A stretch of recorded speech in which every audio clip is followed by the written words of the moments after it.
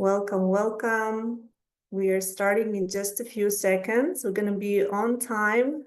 This is a short AI coffee break, right? We would like to keep those short and sweet and hopefully productive and useful for everyone and interesting. The idea here is not to stay an hour, but maybe less, hopefully less, 35, 45 minutes every week, almost every week. We have a lot of sessions planned for you, including introduction to different AI tools. And today we will talk about Notebook LM. So a lot of interest toward these Google tools. So let's see. We're starting in just a few seconds. Okay, so hello. Hi, Ralph from the Netherlands.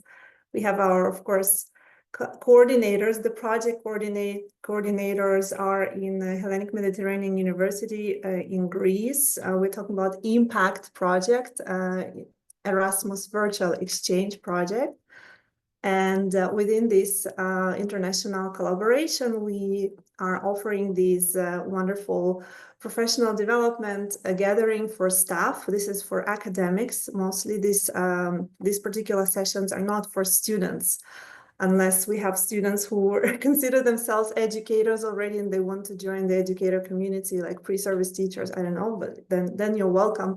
Otherwise, it's not really for students, it's for lecturers, professors, academics, staff, sometimes administrative staff, all kinds of people involved in mostly higher education, but sometimes we have a larger community of educators and even youth organizations and like different people involved in education, involved in working with youth. These sessions are in English. Obviously, this is international collaboration, so please keep posting your location. We have Khania, of course, different places in Israel, all over Israel, Crete. Okay, wonderful. Welcome. Good morning, everyone. Right, so having promised this to be short, so let's begin. We're starting right now. I will talk about Notebook LM today, and I will share some use cases of my own. And I hope that some of you are already also familiar with the tool. Maybe you have used it also in your own teaching. So we would like to encourage everyone to participate in a dialogue, in a discussion, maybe raise some questions. Feel free to post your questions in the chat. Let's begin with a little check that you are here and you have access to your chat. If I ask you about your experience with Notebook LM particularly, can you rate yourself on a scale from 0 to 10, please? 10 meaning you're an expert, you know everything about Notebook LM. 0 means you've never used it, you've never tried it before. Okay, so some of you have not heard about it. Wow, interesting. And yeah, some mark it as somewhere in between, but a lot of zeros. Wow, it's going to be a new eye opener, right? A new, completely new tool for you guys. Wow, a lot of zeros. Many of you are not familiar with Google. Let me add another word to this name, Google Notebook LM. It's an application, it's a Google application. For now, and I hope it stays that way, it is completely free, which is amazing. Like you can all experience all the amazing features of this website for free. You don't need any institution account. There might be probably some future upgrades in the introduction of like special, packages for institutions, but for now it's all free. And I have been using Notebook LM for the past maybe year already. And I've also used it already with my students. So I'm a lecturer, I'm an English teacher. For those of you who don't know me, I teach in higher education, not only English, but also courses, different courses in soft skills, in digital literacy, teacher training courses, linguistics, and also AI, the use of AI for academic success among students. So this is one of my passions, to actually explore those tools and share with the community. So welcome everyone. We already have 50 guests, so thank you for joining us this morning. Right, so not many of you are familiar with Google Notebook LM. I'm going to show it to you in a moment. I'm just going to give you a brief outline of today's plan. So we're going to talk about different use cases of Notebook LM. And since many of you have not experienced it yet, maybe it's not gonna sound like real, everything that I will just, briefly mention right now and then demonstrate, of course. So Notebook LM is a wonderful app for taking notes, for organizing your files, working with your files, for reading. And when I talk about reading, it's not just reading. I think it's the next level of reading. It's actually enhanced reading comprehension. This is what I put in number 1. We will talk about how Notebook LM can really enhance your reading skills, your reading understanding what you're reading. Not only that, I also believe that it can also enhance your critical thinking skills, because, whenever you interact with AI, you should always doubt what it says. So Notebook LM provides the sources immediately, and it's very easy and fun to actually check the facts, check what's written by AI and go back to the sources and compare. And it actually gives you the ease of comparing the original and the written AI generated output, so in a critical way. So I think it can encourage critical thinking. I'm gonna talk about the use case for teachers. I, as a teacher, have used Notebook LM for designing my activities, my new lessons, my new lesson plans, my new courses, for developing, new projects. So I've used Notebook LM extensively as a teacher, just for my needs, but also as an administrator. You can find it very, very useful when you work with documents, when you need to understand a bunch of things and maybe generate something based on this, like create reports and so on. So it's very useful for administrators as well.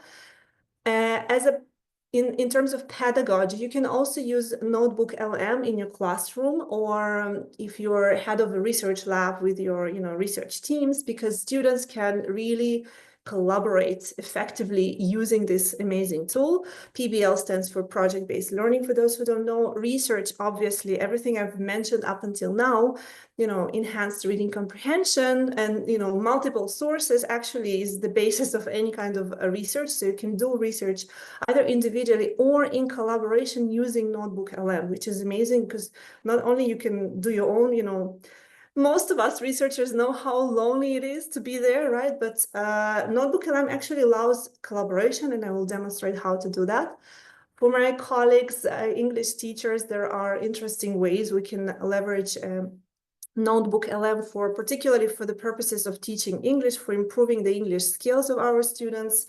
I'll show you some nice features that I've used in this use case. Notebook LM can be an amazing note taker. This is something that I have not realized. I recently watched this YouTube video which explained it to me, and I said, wow, this is an amazing use case. What I mean by note taking is that sometimes we want to record a session, or we have a recorded conversation, and we want to have it organized by AI, right? To have a transcript, to have like a summary, maybe action notes, and to-do list, what comes next. For students, sometimes students actually record lectures, right? They're sitting in class and they're recording the teacher. Well, this happens. And sometimes they actually have those apps that already transcribe and summarize and organize all the information properly for them. But these are not free apps. Notebook LM so far is free, and this is a nice, interesting use case for you to hold a meeting, to talk to someone, to record an audio file. If it's a face-to-face meeting, you can actually record a face-to-face conversation in a file and then upload this file to Notebook LM for transcription and summaries and analysis and whatever. Some people even need it for research if they do qualitative research. Finally, 1 second, I have one more use case, number 7. Is, let's see if you can see it. Yeah, number 7 is using a Notebook LM as a summarizer. By summarizer, I mean when you're dealing with lots of information. And in this case, I will demonstrate how I took different previous YouTube videos from this project. from Impact and also from my company, Virtual Exchange Center, where we provided training in the use of different AI tools for higher education. So we have a lot of videos, like, I don't know, 50, 100, I don't know how many altogether. So each video is long. Sometimes it's an hour, sometimes longer.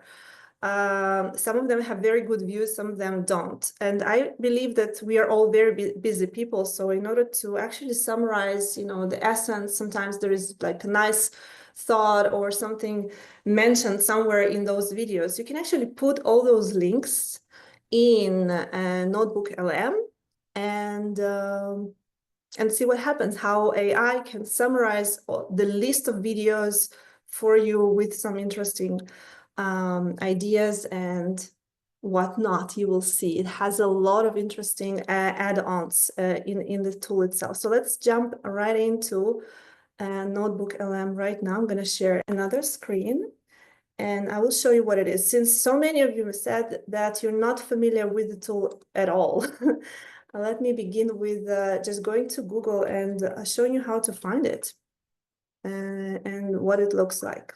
Just You're not sharing, Elena. I know. I'm just preparing another screen. I will share in just a minute. Okay, now it's ready. Let's see where it, okay, what it's this one. Share. I have a lot of screens. I'm trying to save the mess for you and just share the right ones. Okay, so very easy. Just go and write Notebook LM.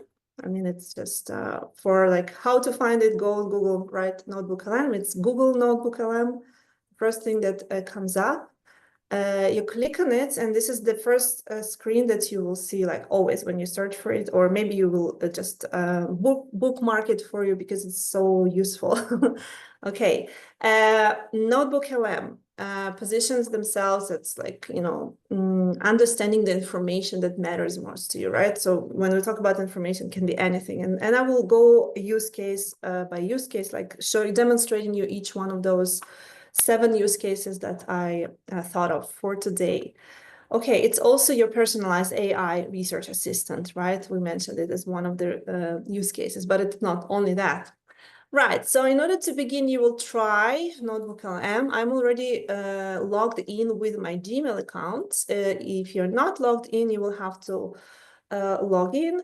So essentially what you see now is welcome to Notebook LM, and you will see lots of folders. So these are different notebooks, and you can keep creating them like folders upon folders upon folders. So those folders could range from like could be organized by topic, by, you know, use case. Maybe this one of the folders will be your research, another one lesson planning, and different topics. Like it's up to you how you think about it. So I will share you maybe one of the first ever examples for me to actually start using Notebook LM was the following use case. I'm going to show you. So when you create a new notebook, it invites you to upload some sources. So Notebook LM organizes your sources, works with your material, but it also is completely, you know, AI powered, right? It's Gemini, Google's Gemini. So someone added some annotations on my screens. How do I remove those? Okay, if my co-host can remove the screen annotation, I would appreciate. Okay, so I'm going to continue. So in order to begin working with your Notebook LM, you need a file, you need some kind of information that you want to analyze. And my personal first use case was trying to understand Erasmus, what is it called? Program guide from, I don't know, last year or 2 years ago. So I just wanted to see how it, because I had some questions. The program guide is a very long PDF document. It has over 300 pages. Some of us probably have also electronic books, right? PDF, you know, files with books over 300 pages and more. So I think this is really powerful to have this, you know, kind of helper that can analyze your large files or even small files. It doesn't matter. So I'm going to just drag from my desktop. I'm dragging a file that is called Erasmus Program Guide. And let's see, right? Did I manage to drag it? Let's see again. Oh, okay, it's uploading, you see. Okay, it's uploading here on the side. It's a very large file. As I said, it's over 300 pages, if I remember correctly. This one is the newest one, the 2025. So it takes some time for it to process those 300 pages. The good news is that you can actually keep adding. If you have other documents on the same topic, you can add up to 50 sources. You see it says one source, but you can actually add, you will see it shortly somewhere else. You can add up to 50 sources. Okay, look what happens now. It has read the Erasmus program guide for me, extracted the title in a nice way, added an emoji, nice, I didn't do anything, right? It added the title here. Now my new folder is going to be called, appropriately. I don't have to come up with the folder name. It actually, usually AI does an amazing job actually calling your files, your folders. It's super great with these summaries and calling things nicely. It also automatically provided like a little, abstract, 3, 4, 5 lines here. Sorry, I mean like 6, 7 lines of abstract explaining what this document is about. And then what you have in your, you see in your options here around, you can add things, and you can add notes about these documents, about these books. You can add a study guide, you can add a briefing document, a timeline, frequently asked questions, and you can also generate a podcast about this source, right? I'm talking about just one source, but imagine we had 50 different sources. It does the same thing about all 50, and I will show you how. When you click on audio overview, it's basically the same as here. Audio overview is a deep dive conversation. It's a generated podcast with 2 speakers talking about the topic of the document. I'll demonstrate how it works. It's also pretty cool. You can customize the podcast. You can go and customize, maybe ask the speakers to focus on a specific source if you have many sources, for example, or to focus on a specific topic. And also, I think this is most importantly, you want to target a specific audience. So by default, it just analyzes the document that targets just broad general audience. But if you're creating this for your students, then you want to mention the faculty, the specialty, like what kind of students. If this is for your colleagues, maybe it's a teacher training or peer training or academic, like, I don't know, job shadowing or something like that, then you want to mention who will be listening to this podcast. Okay, so here is the customize, but you can also skip it and just click generate. Okay, let me demonstrate the study guide. Basically, well, I uploaded the program guide, but you can upload a course book here or a collection of articles and create a study guide based on your PDF files, or not only PDF. I'll show you can add other things too. So it's now generating a study guide. Everything is slow today, I think because this file is pretty massive. It's like more than 300 pages. It takes time. But if it's a short, like normal 25, 50 page, I don't know, article, then it's much faster. But still, we have already a study guide ready for us. Look. So what is a study guide? A study guide means that you have some questions to actually, study and ask yourself whether you know the answers or not. But then you can also go down and check if your answers are correct. It's like self-check, right? For students or for, I don't know, for professors, if you read an article and you want to make sure that you have understood the article correctly, you can do it this way. Go through these questions, see if you know the answers, and if you don't, read the answers here, because the answers are actually based on the sources from the article. You have the glossary of key terms. Very nice. You have some extracted key terms. Well, particularly this Erasmus program guide already has its own wonderful glossary, but some documents, most of the documents don't, right? Even the course books sometimes don't have glossaries, and glossaries are really fun because this is the main keywords that you need to understand. So this is the study guide. For briefing doc, I will create a briefing doc and create frequently asked questions. And then you can also add your additional notes. So let's see. these are the buttons that are ready for you, and I would maybe recommend even starting from these buttons before you continue and start typing here, because when you start typing, you essentially begin your interaction with the AI, right? With the tool, with the Gemini, to learn more about this particular PDF.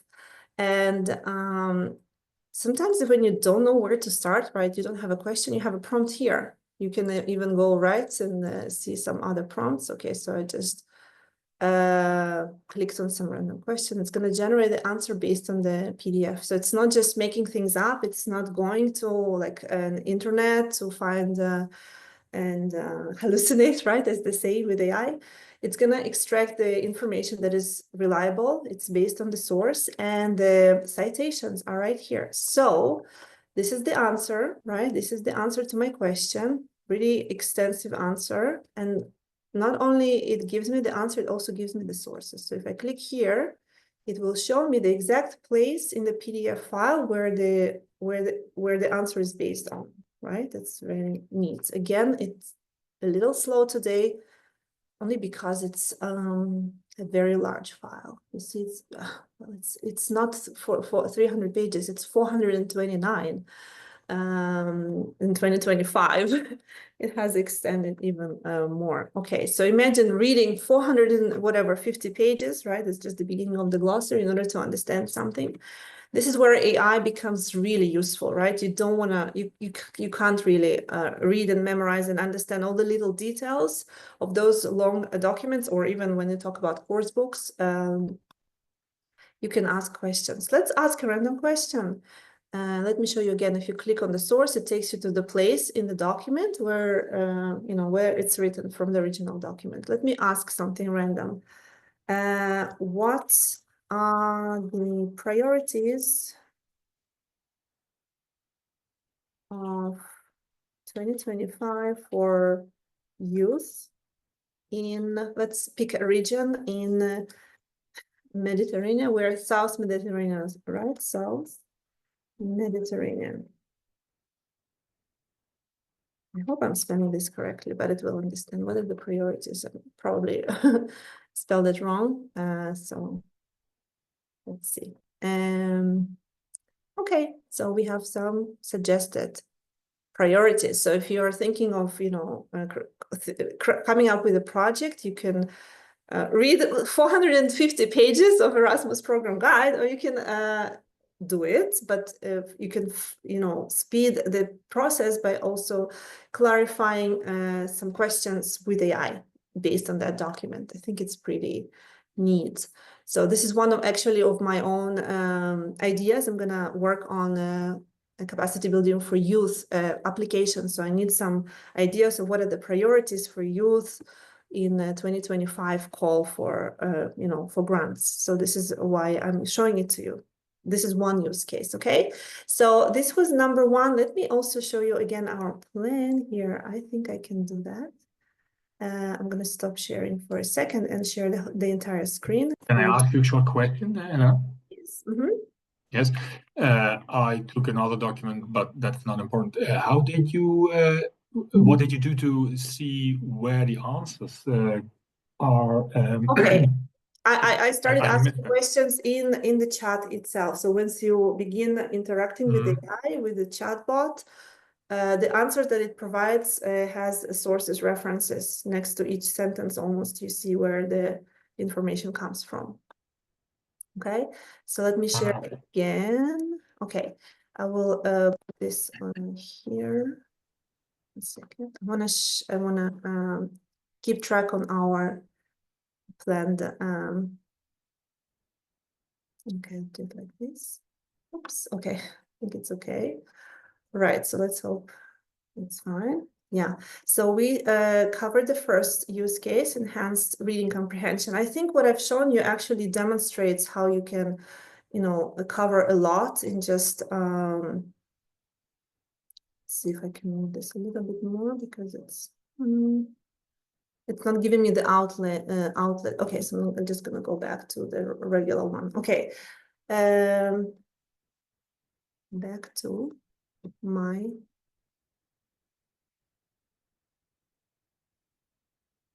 Notebook LM. Okay, I'm gonna refresh this. Right, so back to my Notebook LM. Let me show you the podcast feature.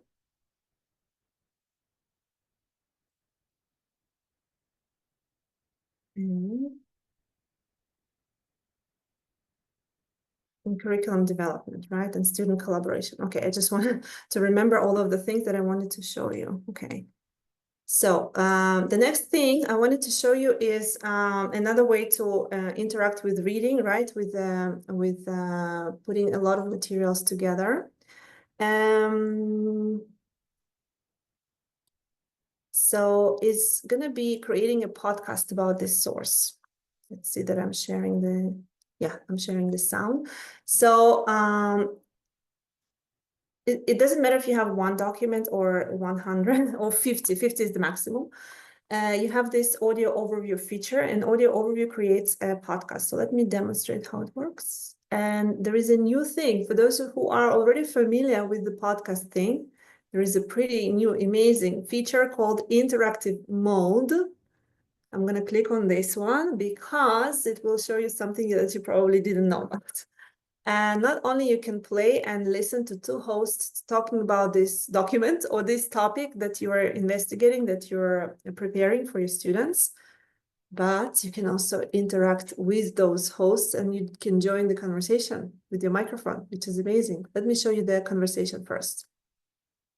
Okay, so I bet you're looking at this massive Erasmus Plus program guide and thinking, where do I even start? Oh, yeah. It can be a bit overwhelming. It really can. There are so many pages. Definitely. But that's why we're here. Exactly, to help you cut through all of that and pull out the stuff you really need to know about Erasmus Plus. We're going to make sure you don't miss those hidden gems. Right, and just so everyone is on the same page, we are talking about the Erasmus Plus program, which is this big EU initiative that funds all sorts of different activities. In education, training, youth, and even sports. Yeah, and the thing is, it's not just for students right out of high school or anything. No. It's for people of all ages. And not just in Europe either. Oh, definitely. There are global connections you wouldn't believe. I was flipping through this guide and found all kinds of interesting. Now, when would I do something like that and listen to a podcast of two AI-generated voices? The whole thing is AI-generated, right? You realize that it sounds really natural, and I love following those conversations. Well, in situations where I cannot read, or like when I drive, or when I'm, I don't know, doing something somewhere, and I just want to listen, right? I can't wait to read. I know there is a new article, there is a new something, or I just want to understand the gist of something. So especially if you are that type of person who loves listening to podcasts, having a document that you need to work on, you will begin working on this document. You will end up, opening this PDF, massive PDF, and actually reading it. Some of you will have to read it from the beginning to the end. But why not begin with this, little introduction, two AI voices talking about this document and actually introducing some of the concepts to you already. When you're on the drive, I'm doing this, and this is one of the use case. Another use case for use of a podcast would be, for me as an English teacher, we want students to be exposed to the same kind of recycled vocabulary, right? The same kind of language from different modes. So not only they need to read an article, maybe just listening to a podcast or something on the same topic will also help, right? Intake and memorize those new words to them. If you're not an English teacher, I actually also potentially see the value of using those for any discipline, basically, right? You can take any article in any discipline, put it through Notebook LM, and see what the podcast, hosts have to say about it. They usually don't hallucinate. They don't make up stuff. They just really go over the summary of the document, of the research, of the paper that you're analyzing, and it's fun. You could launch this for your students, which I do as curriculum developer. I create ultimately I create quizzes on Moodle. I put the podcast on Moodle for students to follow, to listen, and then they have some listening comprehension questions to answer, which are automatically graded. So this is something that NotebookLM can help you with as well. You can create a podcast, and then you can ask NotebookLM to provide a transcription of this podcast with listening comprehension questions. Amazing, right? So I'm using it for my curriculum development, and I'm using it for reading and understanding in general, right? For fun, let's say. So this is a use case that was related to curriculum development. I'm going to show you another use case for curriculum development, and then we have like 15 minutes left for everything else. So let's do it. Curriculum development. Recently, I'm just going to show you some of my NotebookLMs, not some of my folders. Recently, I taught writing a letter of recommendation to a coworker. So I taught my students to write a nice letter, like to recommend their peers, like a recommendation letter, in an authentic way, right? In a proper way, first of all, with proper English, but also not like, ChatGPT created recommendation letters, those ugly ones, or something for LinkedIn. I don't know. I wanted students to get to know each other and write a real, genuine recommendation letter for their peers. So I collected a bunch of sources, and let me show you how you can do it as well. So you will add, this is another example of curriculum design, because it was me preparing for a lesson. So my idea was to teach my students to write a recommendation letter. How do I do that? First of all, I searched myself on Google, and I found a bunch of websites. And then you can upload not only like PDF articles, right? You can definitely just drag sources, upload sources. You can drag and drop PDF files, text files, audio files, which is something I mentioned already, where you can, record something and just upload it here. You know what? When you drive, when you have a brilliant idea, just record it, talk to yourself, have it as a recorded note. You can then upload it to NotebookLM and, write an article out of it later. Or use it. It's very fun.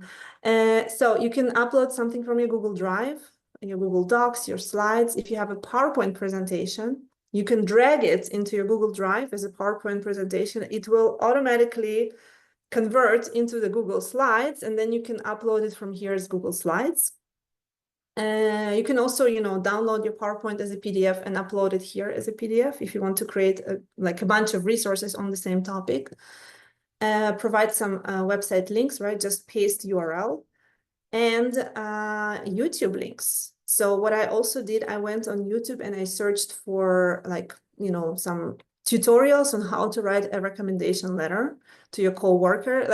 There are some different types of recommendation letters, sometimes to your student, to your, to your employee. In this case, we had a genuine experience of just recommending each other because we know each other. YouTube, and you can also actually paste copied text if you want it. Okay, so these are the types of sources. The limit is 50 sources.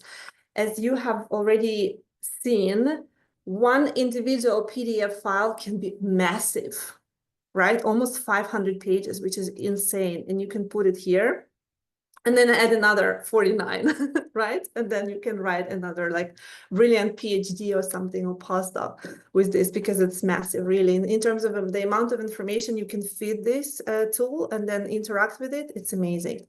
Okay, so these are the types of sources you can put together. Then what did I do next? I think the most important outputs of this whole folder was me asking, let's see if I can see the notes, because things have changed now, all different notes are here. It was me asking for useful phrases. I went to this chat and I asked chat, can you extract, because there are many different guidelines, examples, all these sources contain, I don't know, maybe hundreds of examples of recommendation letters, right? But how does that help my students? Will they just copy and paste? No, I wanted to create a resource for them. And I asked for a list of useful phrases that could be used by my students when they write a recommendation letter to someone, right? And this is what AI extracted for me using all the different sources. So here are some useful phrases. Introduce yourself when you write a letter, right? Describe the candidate's skills, work habits, and accomplishment. And then there are some examples. from, you know, from the examples, but they're now put together in a very organized, nice way. And then concluding, how do you finish the letter? How do you conclude? Offering contact information. This is how you do that in English properly. So this was an amazing outcome from a NotebookLM, just an extraction of all the useful phrases for my students to actually explore and pick and choose when they write their own letters of recommendation. Okay, so this was me in curriculum design use case. Let's see what else we have left here and if we have enough time. Student collaboration, the next one. Number 3, student collaboration. You know what? Let's call it collaboration, not necessarily student collaboration. You as an owner of the folder, or when you show it to your students, you can tell your students, okay, now you do your own research and create some folders containing some articles, some websites, YouTube videos on the topic of your research. But now you're not going to do it alone, right? You're working in groups. So there is a way to actually work on those folders collaboratively and create notes also in a collaborative way. So for example, I'll give you some example. These additional notes were not created by me, like the Hebrew ones. I don't write in Hebrew. So these are my students who I invited to join my folder, and they asked questions. You know, they interacted with the AI, asking questions on those resources that I found for them. And some of these interactions can be saved as a note. So they probably saved some notes here for them, and it's like accessible by all collaborators. So let's see how you do it very easily. You have the share button. Well, it wasn't really easy, let me be honest. You can see all the students who joined this folder. The annoying part is that you cannot really copy and paste the entire list of your students and share it with them. You need to do it one by one. This was really annoying because you see I have a lot of students and I wanted all of them to have access to this. So I think ideally it works for smaller teams. Also, when it comes to real like collaboration, you usually have 4 or 5 people working together. Sometimes you and your colleague is enough. Just 2 people is enough. Then it's very easy. You just share and you write somebody's email address. And you decide whether you want them to be an editor, meaning that they can add their notes, they can make changes to this folder, add their resources, you know, and so on and so forth, or you just want them to be a viewer and, you know, observe and not be able to edit anything inside your folder. So you have these 2 roles that you will decide, but essentially it's very useful for teams of teachers, teams of, you know, administrators. If you have an office, an international office, for example, and you work with your secretary, your project manager, your, you know, your colleagues, maybe even this could be also run internationally. Maybe you want to connect with your colleague from another university in another country, then you can just share the folder together, right? And work on it together, which is amazing.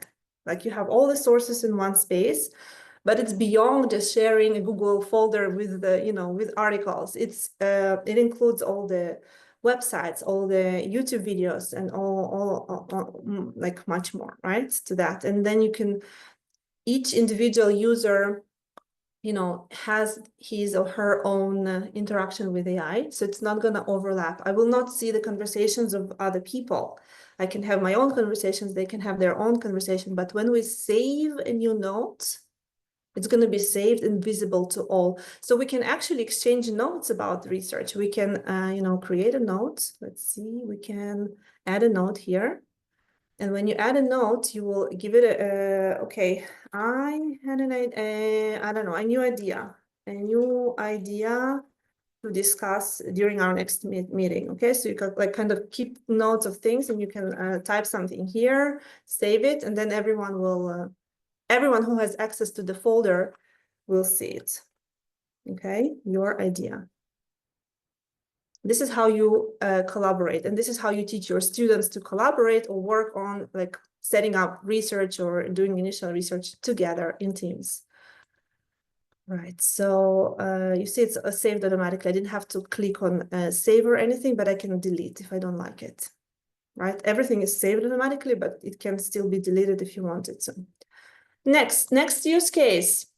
By the way, Do you guys like it? I think your research was covered by, individual collaboration student. I've done that too. English teachers, I mentioned the podcast, and I have shown you that you can actually interrupt the podcast already, right? What about the time? We have 3 minutes. So I'm just making sure that I've mentioned different things. So as an English teacher, you can extract, phrases from your different articles, from different sources that you're working on. You can generate a podcast and ask your students to even to interrupt the hosts and talk to the podcast hosts, which is interesting. If you want me to demonstrate that one more time, I can do that. I will do it with another source, which is shorter. So I have another. By the way, all those emojis are created by Notebook-LM. I don't know, maybe you can change them, but some of them are funny. So abolish compulsory attendance. This is a very short essay, and I already have an audio overview generated. So I'll just demonstrate interactive mode again. So it's when you begin the audio. Welcome to the deep dive. Today, we're diving into some pretty controversial waters. Oh, yeah. The idea of making school optional. Really making it optional. Yeah. We'll be exploring an article by Roger Cipher. Oh, wait. Someone wants to join. Hey, go for it. Yeah, it was me wanting to join. Okay, you don't see that screen, but since I'm on Zoom, it's probably not going to allow me to talk to them. But this is pretty powerful, isn't it? Let me see if I can allow. Maybe not. Okay, I'm not gonna. Welcome to the deep dive. Today, we're diving into some pretty controversial waters. Oh, yeah. The idea of making school optional. Really making it optional. Yeah. Okay, just close it like this. Okay, I think I have 2 more great examples for you, and we are almost done, unless you have questions. By the way, you can post your questions in the chat. And you know what, before I show you the last 2 things for note-taking and summarizing, maybe think of a question or a comment in the chat before we disconnect. You can also say what you thought about the session today, if you liked Google AI, Google LM, Notebook-LM. Yeah, I think I responded. I'm just looking in the chat. So George asked if I could demonstrate a use case of curricular development. I think I've demonstrated, right? Putting different sources together and creating something out of it for your course, like extracting a glossary, extracting a study guide, which is already automatic inside Google AM. Let me show you again. So I'm demonstrating the last thing. Yeah, this is for, this is me asking you to say, oh, it was amazing. Thank you. Thank you. Yeah. This is the time for it to say thank you, but I'm sharing 1 or 2 more things. Okay, great. Okay, that's nice. That's nice. Let me finish up, wrap it up nicely. Yeah, it does provide sources. Yeah, wonderful. Okay, so let me show you 2 new things that I haven't thought of earlier, but for this session, I actually came up with this use case, and I think it's powerful. I took my own previously posted videos from YouTube, from AI Playground from 2024. We had a lot of sessions, fun gathering, and we will continue also this year, 2025, lots of sessions. So you can, again, keep going. You can add up to 50 videos, or you can add some other things, maybe articles. But in this case, I'm showing you that you can add a list of YouTube videos. Now, each one of those is like more than an hour. Not everyone has that time to actually watch, previous recordings. So once I added those, you can see this summary, right? It shows that these YouTube videos demonstrate these different AI tools for educators. The names of the tools are mentioned, but then again, this is another way for you to create a curriculum design study guide. Just click on the study guide, and it will take all of my previous AI Playground recordings, right? The videos, and create. Now the questionnaire, right? The quiz, and with the answer key and some keywords and glossary, which is nice. You can create a briefing doc. I'm gonna again show you all different things, and frequently asked questions. Let's also go into frequently asked questions based on the resources. In this case, the resources are my own previously recorded YouTube videos. So this would be the study guide, and I see that it took SciSpace. It's the name of a tool. I'm not sure it's really Copilot, Open Access, quiz questions. Okay, maybe it's not that accurate with the tools. Let's see the frequently asked questions. What are the Brisk Teaching and Magic School AI? How do Brisk Teaching and Magic School AI work? What are the features? What are the key? Okay. Briefing doc. You can also, as I already said, the beauty of Notebook LM is that you can ask questions about your sources. So which tool can help me with YouTube videos? Integrating YouTube in my lessons. Integrating YouTube, for example, and now it's supposed to analyze all the different previous transcripts, right, for my YouTubes and give me the answer. Let's see which tool can help me with integrating YouTube. Again, it's not enough. You see, not enough. I think a framework. I would need to add that I need to integrate a YouTube video to a course that I teach in higher education, this and this context, right? I'm just showing it to you briefly, but the right way of prompting is to give it more context. And it actually give me the right answer. Brisk Teaching can generate, quizzes and presentations and whatnot with YouTube videos. You can use Magic School. It didn't mention Knowledge AI, so it's not 100% accurate. So you see, you still have to remain really, really critical. Critical and still have to know your sources. There is no replacement for human brain and, critical approach. But for like quick something insight, it's not incorrect saying that Brisk Teaching and Magic Schools can definitely help, right? It's just, I don't know, for some reason, skip the Knowledge AI. What else? I think the last thing that I wanted to mention is that note taker thing, right? Which I already mentioned, but I will just repeat. My idea for note taking use case is that you can record your meetings, record your lessons, record your conversations, record your Zoom. You have a Zoom recording. You can download your Zoom recording as an MP3 file, audio file.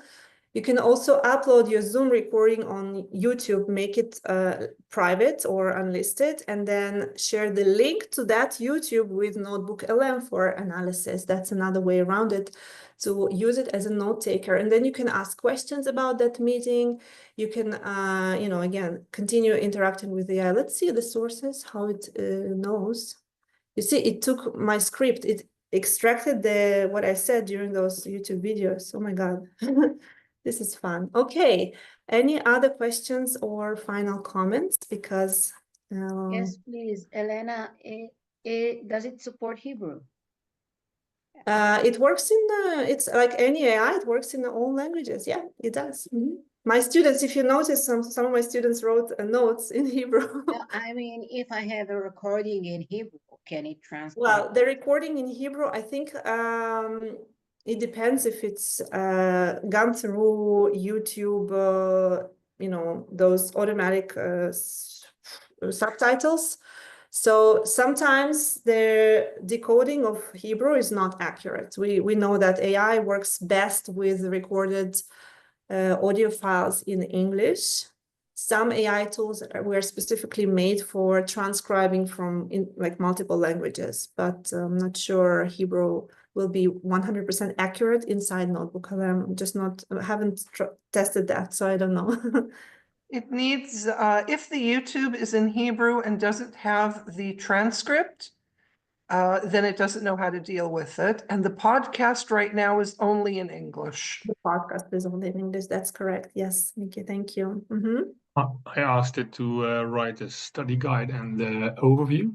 I have an English source text. It writes everything in Dutch, whatever I do. Only the podcast is in English. Where is the magic button? Okay, go to your settings in your Google, in your actual Gmail, Yeah, connected with your Gmail. So everything is in Dutch there, right? You're from the Netherlands, so I guess fixing your settings, your profile settings to your preferred language to be English would do the magic. Yeah, I think I try a new one with English as preferred language. Okay, Right. we'll see. If I want to share a file with a student, so what do I need to send them a link or what? Okay. In if you only want to share like the folder, right? The folder with your students. So the way I did it, right, with my students, it was a pain. I needed to collect their Gmail addresses because it works with Gmail, right? This is Google LM. So I needed to share a Google Doc with them, invite them to share for those who wanted to have access, they wrote their Gmails. And then I manually added one by one, and then I selected that I don't mind them to be the editor. So I actually wanted them to collaborate, to add their own notes. I don't think this is a real practical and easy use case for a teacher to share something with students like that. I would flip it and maybe just share a folder, just one link with all the files and all the material that I have selected for my students to explore. And like I will share it with them in a Google folder. But then I will just show them the Google LM, like Notebook LM, and say, okay, now use this folder. Open one of you, like in a team, if you're working in groups of 4 or 5 students, one student opens the folder in Google Notebook LM, uploads all those materials there and shares it with the group members. So they will share between them, and then they can work on it, and then they will add you as the viewer or editor as well. So I would maybe work the other way around and ask students to create those folders and add me instead of me adding my 20 or 30 or 40 students every time. It's really complicated, but you can try and do it and see if it works for you. I can ask. Yes, Shmuel, yeah. Okay, thank you. I want to ask you how Notebook LM can support students with ADHD and autism improvement learning process. I haven't actually looked into this part of Notebook LM features. Let's see if it supports actual speaking. I think you can inside the chat, instead of typing, I think you can talk to the chat. If the student is not proficient in English, well, they can speak in Hebrew, right? Then I don't know. I haven't explored this one, honestly. And I'm not sure it actually supports speaking inside the actual chatbot, because you can speak to ChatGPT and it will respond, which is probably a very nice tool. And I know some of my colleagues with kids with special needs, with ADHD and autism, and they use AI, but it goes through auditory and speech to text conversation with AI tools. I'm not sure Notebook LM is supporting this, so sorry. Thank you very much for disconnecting, Brady. Thank you for joining us, and thank you so much for following our activities. So join us next time. I'll announce the next session. So thank you. Nada, did you have another question here? Yes, thank you. I would like to thank you for this wonderful presentation. And I have just a little question. If, for example, I write an article and I put them in Notebook LM for to have some question, after this article, it detected by as plagiar or not? As plagiarized or something? Yes. Do you mean, will it be detected in online? I think it's I think this is the beauty of Notebook LM, is that you're not uploading your material into like ChatGPT open source or something without making sure that the terms and conditions that they will not leak inside their database, right? Maybe sometimes we want to keep things private. I think Notebook LM keeps your material private, but I will not confirm 100% before we go into terms and conditions and read it together. Maybe they have been updated. We need to make sure that we don't burn our copyrights, things that we don't want to share online yet. If you're asking about Notebook LM writing to you like feedback, and you're using the output, right, with citations taken from Notebook LM, right, and using it and then publishing it as your own, will it be marked as plagiarized? The question is open because, first of all, we don't know what plagiarism means in this day and age. You know, people copy and paste, and there's such a complex process of writing with AI these days.